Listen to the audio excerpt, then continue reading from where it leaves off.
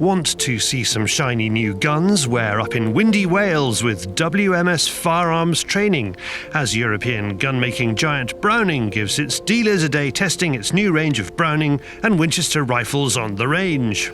Here we are in the calm before the storm. We've got a day with Browning and Winchester products and kite scopes and optics.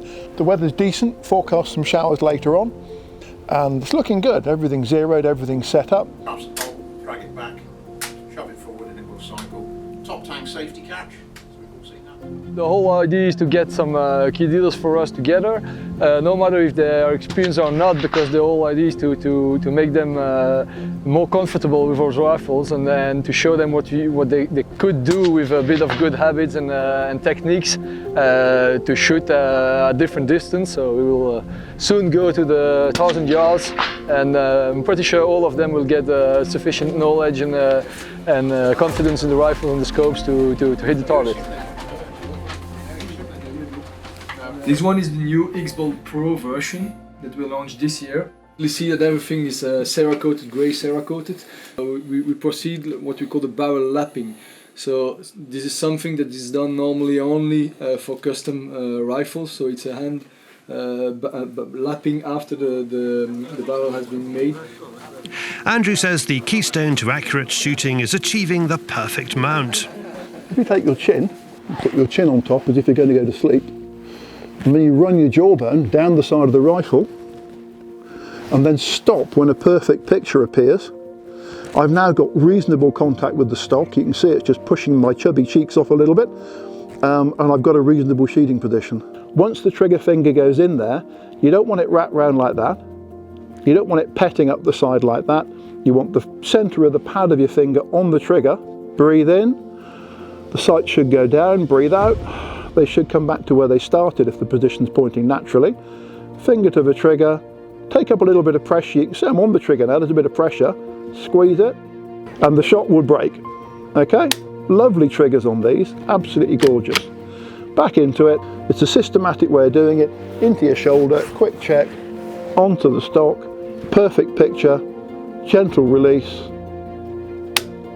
and then into the reload. You're going to learn about wind, learn about shooting, learn about all sorts really.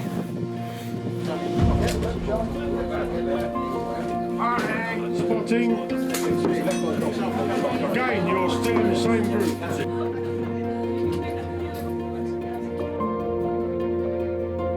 You're on hitting the lower right-hand arm of the A.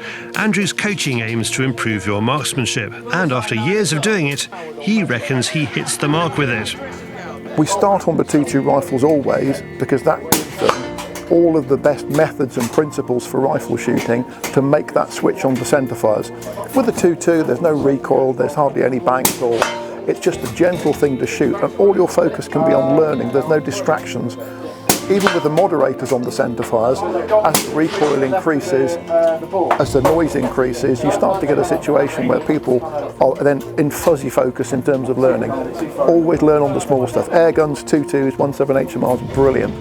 If you fire about 100 rounds in a rimfire or an air gun, for every one round you fire in a centerfire, you'll be a very good shot.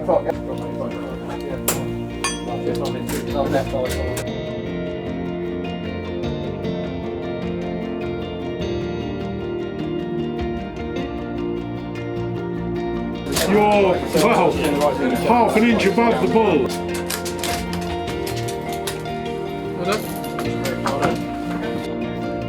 The team moves on to 243s, 308s and some heftier Argali steel. Though not necessarily big recoilers, moving up to centerfires is where flinch can become a problem for both novice and experienced shooters. We don't want this, and then backing away. We want the shot fired, followed through, watch it land, and then reload. So just two more to just labour the point, if the point needs labouring. What would be your, because that is a very common thing, isn't it? Which I think you must see that all the time, is people blinking when they take a shot. I do it when I shoot big rifles. Yeah. It starts to overwhelm me, and I've got to focus really hard.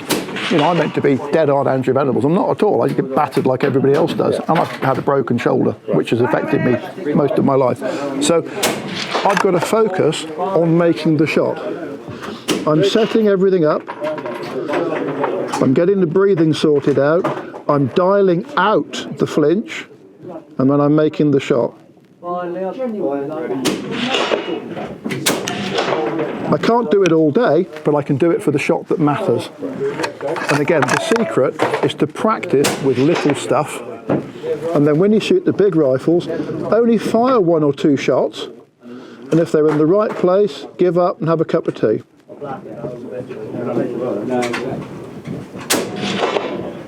And you can see I'm not blinking, my eyes open the whole time, I see the bullet land, and when you reload, keep looking through the scope. Don't break the position.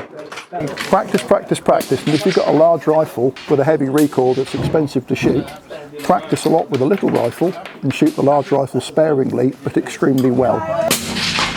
That's lovely. Yeah. Spotting. Okay. Same spot. Moving out to 200 metres with the X-Bolt Pros and Winchester XPRs, this is where the manufacturer starts to get honest feedback. The dealers are our eyes and ears. They feed back to us what's needed in the marketplace, and hopefully we can adapt our product offering to match that need. It's continuous development, obviously. The range is expanding, we continue developing and obviously working on the future of the range as well. So this kind of first feedback, it's very, very good for us to know the small things we could improve, those small things that are actually very appreciated and things like that. So feedback is always good to have. It's always been a bone of contention with the older Browning rifles because we sell the majority of our rifles in America. That doesn't always suit the European market because the trigger pulls are very heavy on American rifles compared to European. They have to pass the SAMI drop test. They literally drop a rifle and it mustn't go off, so the triggers are much stiffer. In Europe, the modern trend is to have a very light trigger. So we've adapted the European rifles and the X-Bolt range now has what we call an SF trigger, which is a super feather trigger, which is already set at a very low level, below 3 pound trigger pull. So that suits most people. So that's the main difference between American and European rifles now. Now for the real distance test. Members of the team try their hands at a blustery 1,000-yard firing point. At this sort of range, air density, everything matters, air temperature, the whole lot does. If we were making tactical solutions on this, I'd probably have an anemometer out, I'd have a Kestrel stuck up in the air and I'll be measuring and measuring. But we're having to go with a hunting rifle. Okay, it's a bit of a tactical hunting rifle, but it's a hunting scope, certainly. Now, I want you to see what the wind's doing. So we are deliberately and shamelessly not going to adjust for the wind. So instead of you shooting down there thinking, that's amazing, it just hits the pig, you're going to have to aim off. I'm pretty sure everybody will hit the target with our material, which is not the most expensive one of the world, with hit the target at 1,000 yards, which is quite a distance. It's not a distance that you will shoot for hunting, because the whole stuff is to getting closer, of course, but it shows the quality of our material, both rifles and scopes, and the combo works well together. Okay. Do you think 2 disc widths right at that disc? I personally would aim about a disc or 2 to the right of the smiley face, to the right of the pig. See what happens.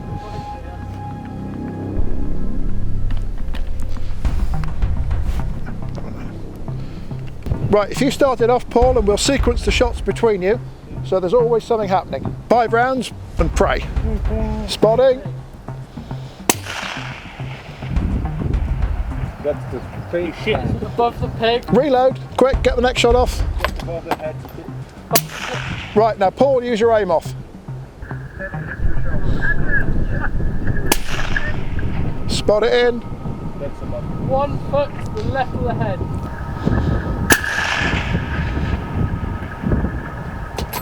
Hit. You hit the bottom of his mouth. Hit. To the left of it again. But. Oh, look, you really see it. Yeah.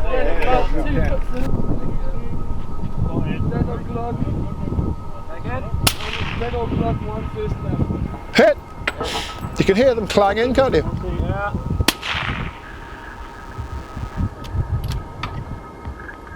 Awesome. Over the course of the next hour, they all managed to score hits at 1,000 yards. Being able to dial in and aim off, knowing how far to aim off has been a big eye-opener. I suppose I was just lucky, the first time ever, and then getting 5 on the bore, yeah, it was pretty good. This look on the face of a first-time 1,000-yard shot is the most satisfying part of the day for Andrew. What better way to round it all off than a quick round of pig bashing with, as it happens, a quick-loading rifle. It's good fun because we'll shoot the Morale, which is a linear repeating gun, which is sold very well all over Europe for driven hunts, but also stalking. So it's kind of hybrid gun. We have 10-round magazines, so if you're able to shoot the 10 rounds on the wild boar in such a short distance, then you're good to go for driven hunts. Excellent. Well, we'll see. Who's the money on for being able to do that? I don't know. I won't tell on camera. Lovely. That's a really good hit. We like that one. That's a heart shot. It's on half speed at the moment. We've got a 50-metre track, so you've got a fair crack at it. It's possible to get 2 or 3 shots off in one pass, unless it's on high speed. 30 kph is quite quick.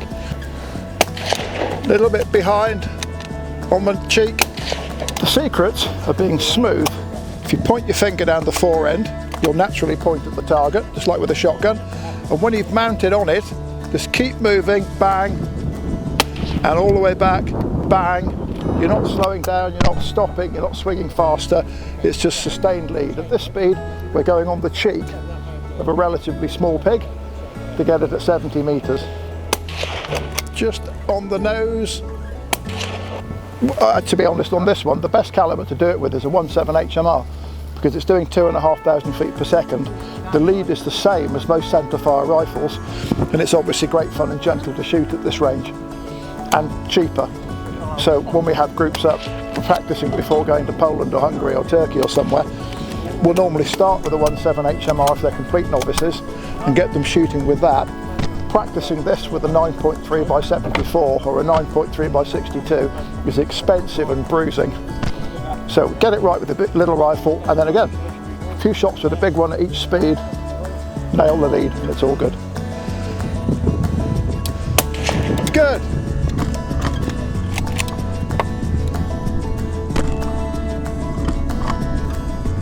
We've had a lovely day up here with Browning and Winchester at WMS.